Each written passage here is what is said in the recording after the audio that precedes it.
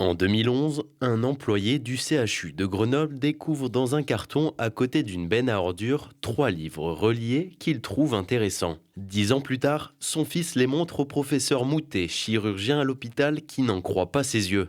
Il s'agit de traités d'anatomie du XVIe siècle extrêmement rares, dérobés 23 ans plus tôt en Normandie. Le 5 novembre 98, 3 ouvrages précieux ont disparu au musée Flaubert et d'histoire de la médecine à Rouen. Ça s'est passé pendant un colloque réunissant un certain nombre de médecins et de spécialistes aussi de médecine. Par miracle, un peu plus de 20 ans plus tard, ces livres sont réapparus à Grenoble dans un service du CHU où ils ont été retrouvés dans une boîte qui était prête à finir à la benne. Ces livres ont pu être restitués à leurs propriétaires d'origine, ce qui est effectivement une grande satisfaction pour tout le monde.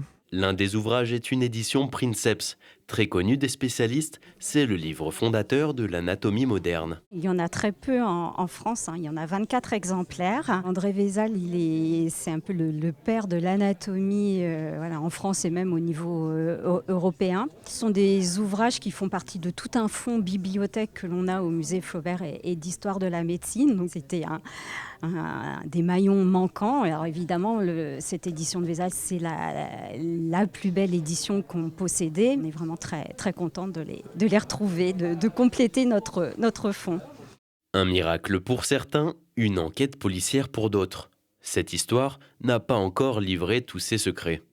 Comme ça remonte, on est 25 ans plus tard, donc il y a eu une nouvelle plainte déposée par les musées de Rouen, donc je crois en 2021. Cette enquête est toujours en cours. Le vol commis en 1998 selon les règles juridiques applicables est prescrit. En revanche, le délit de recel, qui est un délit continu dans notre jargon, n'est pas prescrit et justifie qu'on puisse enquêter.